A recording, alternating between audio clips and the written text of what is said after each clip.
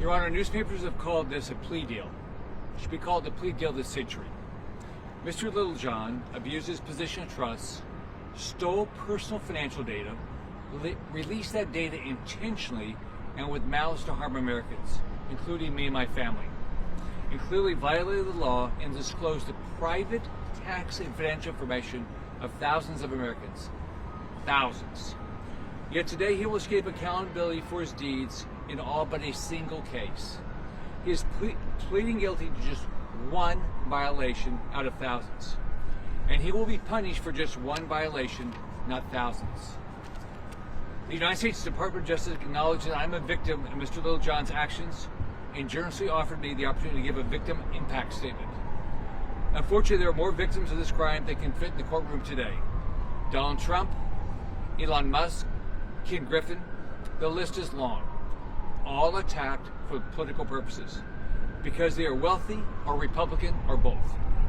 All attacked for political purposes that coincide with the political desires of the Biden administration. But there are more victims than just those named in this case.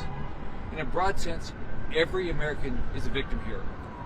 Why? Because this case is part of the ongoing and dangerous corruption of the justice system at the federal level. The ugly truth is Mr. Littlejohn is getting the sweetheart deal because his crimes advance Joe Biden's political agenda.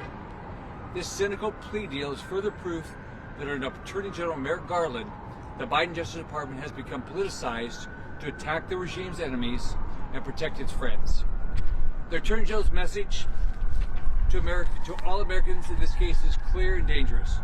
Harass the opposition into silence, embarrass enemies, provide ammo for campaign attacks, and if you get caught, no problem. The Biden Justice Department takes care of its friends. The evidence is both individual and widespread. To pick one specific example, look at Kevin Kleinsmith. He is the FBI attorney who admitted falsifying evidence to fuel that bogus Russian election interference investigation against President Trump. Mr. Kleinsmith never saw a day behind bars for his crime. More generally, how many defund the police rioters face federal charges from the Biden Justice Department? So let's take a closer look at Mr. Littlejohn's crimes.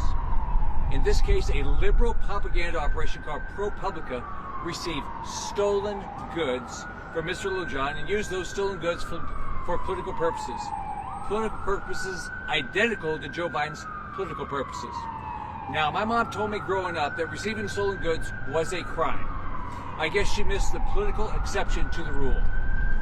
If anybody wonders whether the Biden Justice Department is really capable of naked political partisanship, talk to the people at Project Veritas. In a dispute over reporting on the diary of the president's daughter, Project Veritas was not only subject to a Biden Justice Department criminal investigation, its leaders were hit with a pre-dawn FBI raid. How is what Project Veritas is accused of any different than what ProPublica did? Why isn't ProPublica facing criminal prosecution? Why didn't they get hit with a pre-dawn FBI raid? It would be instructed to ask Attorney General Garland that question, but we all know the answer. Joe Biden's enemies get the SWAT team, his friends get the sweetheart deal.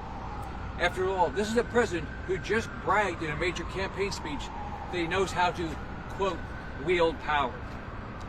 And responsibility for the corruption of the Biden Justice Department rests far above those sitting at the prosecutor's table.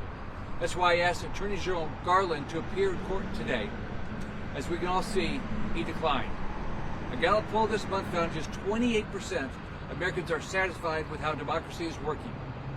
Maybe part of this erosion of faith in our government is a cold recognition that the Biden administration plays political games with criminal prosecutions. This must stop. Your Honor, I request you reject the current plea deal. It does not match the severity of his crimes and appears to be preferential treatment from the Biden Justice Department. If you're unable to do that at this time, I then urge you to impose the maximum possible sentence on Mr. Littlejohn. Because of politics, the Biden Justice Department treated him to the lightest possible prosecution. The least he deserves is the heaviest possible sentence. Thank you for giving me the opportunity to address the court and speak to you on behalf of the thousands of Mr. Littlejohn's victims. And answering questions anybody has.